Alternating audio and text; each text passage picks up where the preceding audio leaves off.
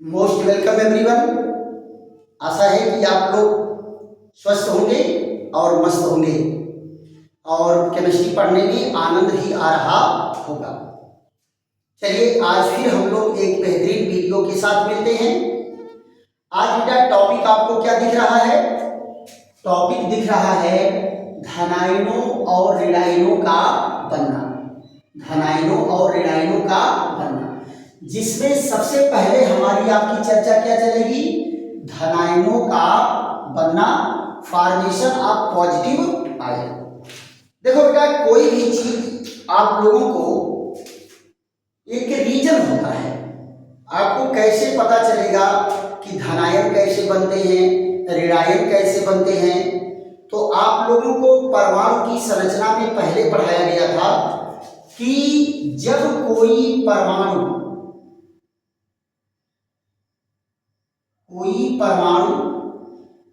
उदासीन होता है तो उसमें इलेक्ट्रॉनों की संख्या और प्रोटॉनों की संख्या हमेशा बराबर होती है।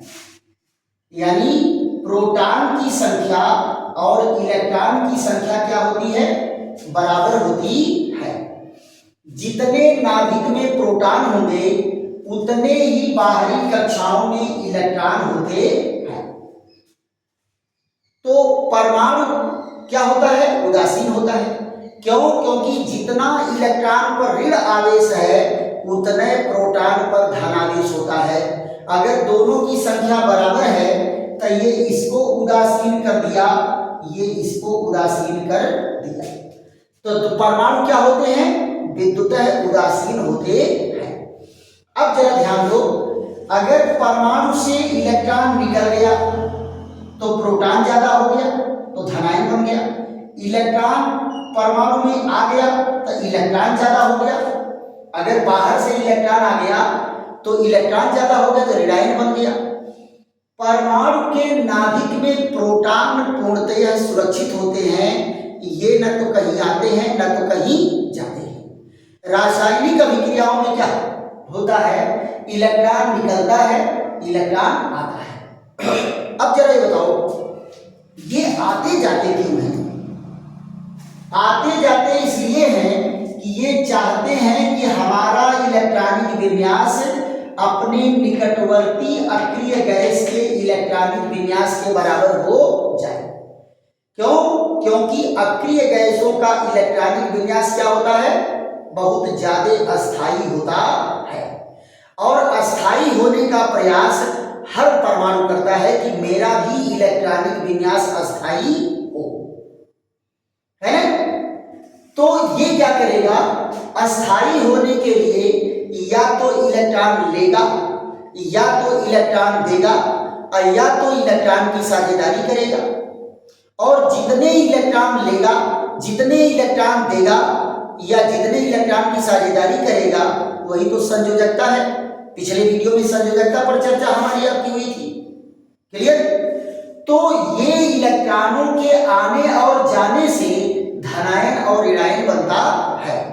जब परमाणु से इलेक्ट्रॉन निकल गया, परमाणु से इलेक्ट्रॉन निकल गया, इलेक्ट्रॉन कम हो गया तो क्या बनेगा? धनायन। क्या बनेगा? धनायन। जब परमाणु में इलेक्ट्रॉन आ गया तब क्या बनेगा? ऋणायन। इस तरह से धनायन और ऋणायन बनते हैं। तो यहां देखो, इनकी डिफिनीशन क्या होगी? इनकी डिफिनीशन ये होती है कि क्या कहेंगे धनायन के बनने का? कि जब किसी परमाणु के बाह्यतम कोश से एक या एक से अधिक इलेक्ट्रॉन मुक्त होता है तो उस परमाणु पर धन आवेश आ जाता है। जब इलेक्ट्रॉन मुक्त होगा तो उस परमाणु पर क्या आएगा? धन आवेश आ जाता है। इस धन आवेशित परमाणु को ही धनायन कहते हैं या कैटायन कहते हैं। उत्पन्न आवेश की संख्या, यानी उस परमाणु पर आवेश कितना आएगा? उत्पन्न आवेश की संख्या मुक्त इलेक्ट्रॉनों की संख्या के बराबर होता है। यानी कोई परमाणु जितना इलेक्ट्रॉन मुक्त करेगा उस पर उतना ही धन आवेश आएगा। तो यहां बेटा एग्जांपल लेकर के देख लो, सोडियम एक इलेक्ट्रॉन निकाला तो इसके ऊपर एक धनावेश आया, मैग्नीशियम 2 इलेक्ट्रॉन निकाला तो इस पर 2 धनावेश आया, एल्युमिनियम 3 इलेक्ट्रॉन निकाला तो इसके ऊपर 3 धनावेश आ गया। टिन जो है 4 इलेक्ट्रॉन निकालता है जिसके ऊपर 4 धनावेश आ जाता है, 4 धनावेश आ जाता है। फिर उसके बाद जो है एक पॉइंट आया कि धनायनों की त्रिज्या परमाणु की त्रिज्या से हमेशा छोटी होती है। तो उसके 2 रीजन सामने आए। पहला रीजन क्या है, बाह्यतम कोश से इलेक्ट्रॉन निकलने के बाद बाह्य कोशों में इलेक्ट्रॉनों की संख्या नाभिक में प्रोटॉन की संख्या से कम हो जाता है। यानी बाहरी कक्षा में इलेक्ट्रॉन घट गए, नाभिक में प्रोटॉन ज्यादा, बाहरी कक्षा में इलेक्ट्रॉन कम, जिससे प्रति इलेक्ट्रॉन नाभिकीय आकर्षण बल बढ़ जाता है और कक्षाएं नाभिक की ओर खींच जाती है। देखो, प्रति इलेक्ट्रॉन नाभिकीय आकर्षण बल बढ़ा तब कक्षाएं अंदर की ओर खींच जाती हैं, और जब कक्षाएं अंदर की ओर खींचेंगी तो त्रिज्या क्या होगी, छोटी हो जाएगी। दूसरा कारण क्या है, बाह्यतम कोश के इलेक्ट्रॉन के निकलने के साथ साथ बाह्यतम कोश ही निकल जाता है, बाह्यतम कोश ही निकल जाता है, जिससे त्रिज्या छोटी हो जाती है, जिससे त्रिज्या छोटी हो जाती है, जिससे त्रिज्या छोटी हो जाती है, त्रिज्या छोटी हो जाती है। तो पहला क्या है, अब इसका एग्जांपल लेकर के देखो, सोडियम का एग्जांपल लिया गया। सोडियम के बाहरी कक्षा में 11 इलेक्ट्रॉन और नाभिक में 11 प्रोटॉन। तो प्रोटॉन और इलेक्ट्रॉन दोनों बराबर है, इसलिए क्या है, उदासीन है। लेकिन जरा ध्यान दो, इसके बाहरी कक्षा में 2, 8, 1 है और इसका निकटवर्ती अक्रिय गैस कौन है, नियान है। तो नियान के बाहरी कक्षा में 2 और 8 है, तो ये सोडियम क्या करेगा, नियान के बराबर होने का प्रयास करता है, नियान के बराबर होने का प्रयास करेगा। तो ये क्या करेगा, अपनी बाहरी कक्षा के इलेक्ट्रॉन को निकालेगा, और बाहरी कक्षा के इलेक्ट्रॉन को निकालने वाले जो एटम होते हैं, ऐसे एटम को क्या कहते हैं, इलेक्ट्रोपॉजिटिव। क्या कहते हैं बेटा, इलेक्ट्रोपॉजिटिव या विद्युत धनीय। क्या होता है, विद्युत धनीय होता है। ये electron losing item, electron losing item, electron निकालने वाले आइटम विद्युत धनीय कहलाते हैं। और ये जब एक इलेक्ट्रॉन अपने बाहरी कक्षा का निकालेगा तो ये कक्षा ही निकल जाएगी। क्यों, क्योंकि एक ही इलेक्ट्रॉन है, तो ये पूरी कक्षा निकल गई। अब जरा ध्यान दो, बची हुई कक्षाएं भी अंदर की ओर दब जाती हैं। पहली बात तो बाहरी कक्षा निकल गई तो त्रिज्या और छोटा हुआ, फिर कक्षाएं अंदर की ओर दब जाएंगी तो त्रिज्या और छोटा हो जाएगा। तो ये 2 कारण जो हैं धनायनों की त्रिज्या को परमाणु की त्रिज्या से कम कर देते हैं, घटा देते हैं। तो धनायन की त्रिज्या क्या होती है, परमाणु की त्रिज्या से हमेशा क्या होती है, छोटी होती है। धनायन की त्रिज्या परमाणु की त्रिज्या से क्या होती है, छोटी होती है। तो ये बेटा जो है आपका पॉइंट रहा, और फट से आप इनका स्क्रीनशॉट ले लीजिए और 2 एग्जांपल और आपको दे देते हैं, फिर उसके बाद 2 आपको दे देंगे होमवर्क के लिए। तो फट से बेटा स्क्रीनशॉट लीजिए, या वीडियो रोक रोक करके भी आप इसको नोट कर सकते हैं।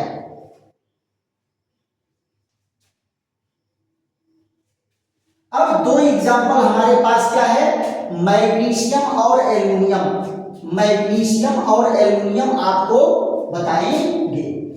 तो उसके बाद पोटेशियम और कैल्शियम का 2 एग्जांपल आपको दे देंगे, इसको आप लोग अभ्यास करते रहेंगे और फिर उसके बाद हमारी आपकी चर्चा किस पर चलेगी, ऋणायनों पर चलेगी। तो बेटा धनायन और ऋणायन बनना अगर जान गए तो ये बेसिक चीजें हैं कि कोई परमाणु धनायन कैसे बनाएगा, कोई परमाणु ऋणायन कैसे बनाता है। ये बेसिक चीजों की जानकारी तो आपको होना ही चाहिए, तभी रसायन विज्ञान आपका मजबूत रसायन विज्ञान बनेगा। तो देखते हैं बेटा दूसरा एग्जाम्पल क्या इसमें है। दूसरा एग्जाम्पल है मैग्नीशियम। कौन है? मैग्नीशियम। परमाणु क्रमांक 12 है, इलेक्ट्रॉनिक विन्यास 2 8 2। यहां देखिए प्रोटॉन की संख्या 12 है, इलेक्ट्रॉन की संख्या 12 है, दोनों बराबर हैं, इसलिए ये क्या है, उदासीन है। और इनका भी निकटवर्ती अक्रिय गैस कौन होगा, नियान, यानी ये 2 और 8। तो जरा देखो 2 और 8 से कितना इलेक्ट्रॉन ज्यादा है, 2 इलेक्ट्रॉन ज्यादा है, तो ये दोनों इलेक्ट्रॉन निकाल देता है। दोनों इलेक्ट्रॉन निकाल देगा तो क्या बनेगा, 2 इलेक्ट्रॉन निकालने के नाते इसके ऊपर 2 धनावेश आ गया और इलेक्ट्रॉन क्या हो गया, 2 और 8। देखो तो 2 और 8 यहाँ है, 2 और 8 यहाँ है, तो ये अब अस्थाई इलेक्ट्रॉनिक विन्यास पा गया।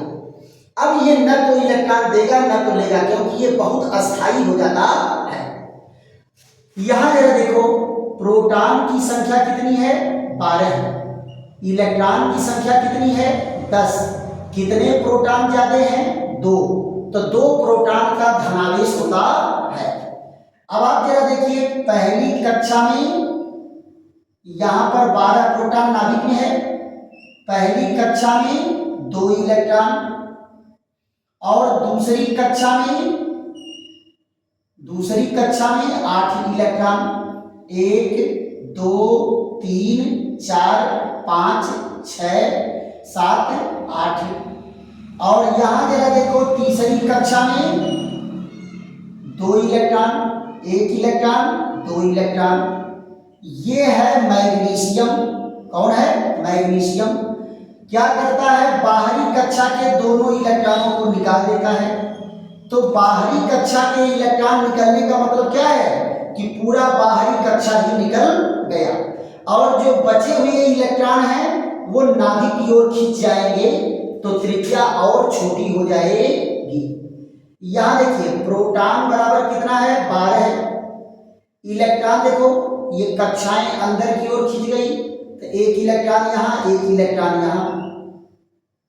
ये देखिए 1 2 3 4 5 6 7 8। देखो तो कक्षाएं अंदर की ओर खिंच गई कि नहीं खिंच गई, कक्षाएं अंदर की ओर खिंच गई और बाहरी कक्षा निकल गया। तो यहां देखिए क्या बना, Mg2 पॉजिटिव। तो यहां क्या कहा, Mg से Mg2 पॉजिटिव की त्रिज्या क्या होगी, छोटी होगी। और कारण पीछे आप लोग नोट कर चुके हैं कि क्यों छोटी होती है। तीसरा एग्जांपल ले लेते हैं बेटा। तीसरा एग्जांपल क्या है, एल्युमिनियम है। तीसरा एग्जांपल एल्युमिनियम, 13 है, इलेक्ट्रॉनिक विन्यास 2 8 3। तो प्रोटॉन की संख्या कितनी है, 13 है, इलेक्ट्रॉन की संख्या कितनी है, 13 है, और दोनों बराबर है, इसलिए विद्युत उदासीन है। तो यहां जरा देखो अपने निकटवर्ती अक्रिय गैस नियान से कितना इलेक्ट्रॉन ज्यादा है, 3 इलेक्ट्रॉन। तो ये 3 इलेक्ट्रॉन को निकाल करके क्या बनाएगा, Al3 पॉजिटिव। ये 13 है, 2 और 8। तो यहां जरा देखो प्रोटॉन की संख्या कितनी है, 13 है, इलेक्ट्रॉन की संख्या कितनी है, 10। तो कितने प्रोटॉन ज्यादा होंगे, 3 प्रोटॉन। तो 3 प्रोटॉन का धनावेश इसके ऊपर है। अब जरा देखो इनके स्ट्रक्चर की बात करते हैं। ये परमाणु का नाभिक प्रोटॉन 13 है, पहली कक्षा में 2 इलेक्ट्रॉन, और फिर दूसरी कक्षा में 8 इलेक्ट्रॉन, 1 2 3 4 5 6 7 8। यहां जरा देखिए, यहां पर 1 2 3, यहां देखिए क्या कहा गया है, ये एल्युमिनियम, यहां देखो 3 इलेक्ट्रॉन निकालेगा तो क्या बनाएगा, ये परमाणु का नाभिक है, प्रोटॉन की संख्या 13 है, और देखो कक्षाएं अंदर की ओर खिंच गई तो त्रिज्या और ज्यादा छोटी हो जाएगी। तो यहां भी वही दो कारण हैं। पहला कारण है कि बाह्यतम कोश के निकल जाने से 1 2 3 4 5 6 7 और 8, तो ये क्या है, Al3 पॉजिटिव। तो यहां पर जरा देखो, एल्युमिनियम से एल्युमिनियम 3 पॉजिटिव की त्रिज्या क्या होगी, छोटी होती है, त्रिज्या छोटी होती है। तो आप जरा बताओ, ये धनायन बनने की प्रक्रिया रही है कि जब बाह्यतम कोश से इलेक्ट्रॉन निकलेगा तो धनायन बनेगा, और धनायन की त्रिज्या छोटी होती है किससे, परमाणु से। क्यों, क्योंकि बाह्यतम कोश का इलेक्ट्रॉन निकलने से बाहर इलेक्ट्रॉन कम, नाभिक में प्रोटॉन ज्यादा, तो नाभिक इलेक्ट्रॉनों को ज्यादा अपनी ओर खींच लेते हैं। और दूसरा कारण क्या है कि बाह्यतम कोश का इलेक्ट्रॉन निकलते हैं तो बाह्यतम कक्षा ही निकल जाती है। यहां जरा देखो, 2 एग्जांपल आपको देते हैं किसके लिए, होमवर्क के लिए। कौन है बेटा, पोटेशियम 19, ये 2 8 8 1, और दूसरा क्या है, कैल्शियम 20, 2 8 8 और 2। देखो बेटा, इसका क्या होगा, सोडियम के अनुसार होगा, भले कक्षाएं की संख्या एक ज्यादा है। ये किसका होगा, मैग्नीशियम के समान होगा। इसमें बाहरी कक्षा में 1 इलेक्ट्रॉन, इसमें 2 है, तो ये 1 इलेक्ट्रॉन निकालेगा, ये 2 इलेक्ट्रॉन निकालेगा। इस पर 1 धनावेश आएगा, इस पर 2 धनावेश आएगा। तो ये क्या है, आपके लिए होमवर्क है, आप इसको घर से खूब बढ़िया करके आए। अब आप जरा देखो, अगर मान लीजिए इस तरह से धनों की तुलना करना हो कि किसकी त्रिज्या बड़ी होगी, किसकी त्रिज्या छोटी होगी, तो यहां देखो एक कारण दिया है। क्या कारण दिया है, यदि इलेक्ट्रॉन की संख्या बराबर हो, इलेक्ट्रॉन की संख्या बराबर हो, तो जिसके नाभिक में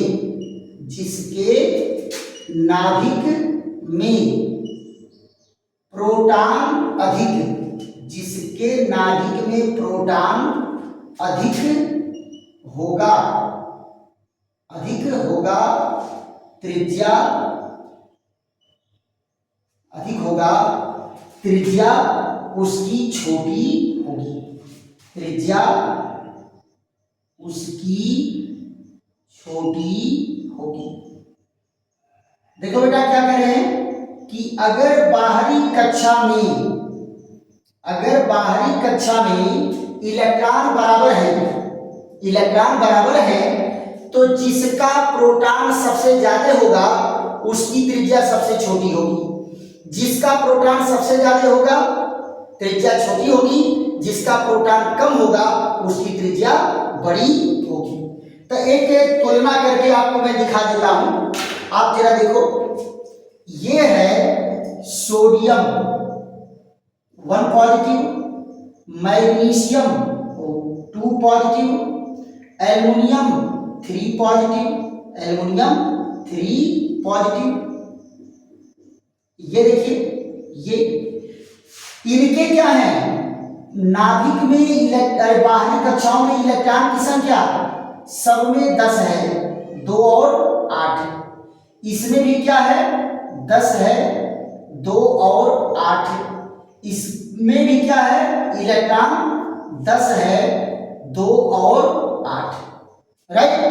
लेकिन प्रोटॉन की संख्या जरा देखो, इसमें प्रोटॉन है 11, इसमें प्रोटॉन है 12, इसमें प्रोटॉन है 13, तो किसका प्रोटॉन सबसे ज्यादा है, इसका प्रोटॉन सबसे ज्यादा है तो इसकी त्रिज्या क्या होगी, सबसे कम होगी। इसका जो है 12 है, इसका 11 है, इन दोनों की तुलना करेंगे तो इसकी त्रिज्या छोटी, इसकी त्रिज्या बड़ी। तो प्रोटॉन बढ़ने के साथ साथ त्रिज्या घटेगी कब, जब इलेक्ट्रॉन की संख्या बराबर होगी तब। ये क्या है, ये है त्रिज्या का क्रम, त्रिज्या का क्रम, त्रिज्या का क्रम है कि नहीं। तो इस तरह से हम लोग आज किस चीज की स्टडी किए, आज हम लोगों का अध्ययन रहा है धनायन कैसे बनते हैं और धनायन की त्रिज्या क्यों छोटी होती है, और अगर त्रिज्या का क्रम बताना है तो आप क्रम भी आसानी से बता सकते हैं। आशा है कि आप लोगों को ये वीडियो आज का खूब ढंग से समझ में आया होगा, और अगर बेटा वीडियो खूब ढंग से समझ में आया है तो खूब लाइक करो, शेयर करो, सब्सक्राइब करो, दोस्तों मित्रों को भी बताओ कि बहुत ही बेहतरीन केमिस्ट्री पढ़ाया जा रहा है, और धूम मचा करके खूब देखो। एक बार दो बार देखो और उसके बाद क्या है, नोट भी बनाने का कार्य करिए। आप लोग बेटा एक बेहतरीन कार्य तो खूब कर रहे हो, वीडियो खूब देख रहे हो, लेकिन नोट कोई नहीं बना रहा है। ये सबसे बड़ी बैड बात है ना। अगर आप नोट नहीं बनाओगे तो फिर फ्यूचर में अगर आपको पन्ना पलट करके देखना रहेगा तो बार बार वीडियो खोज के देखोगे। वीडियो बार बार खोज के नहीं, नोट बनाइए जिससे कि आपको पन्ना पलट करके रिवाइज करने में बड़ी आसानी हो। क्लियर। चलिए फिर हम लोग ऐसे ही बेहतरीन वीडियो के साथ मिलेंगे, तब तक के लिए विश्राम। थैंक यू, धन्यवाद।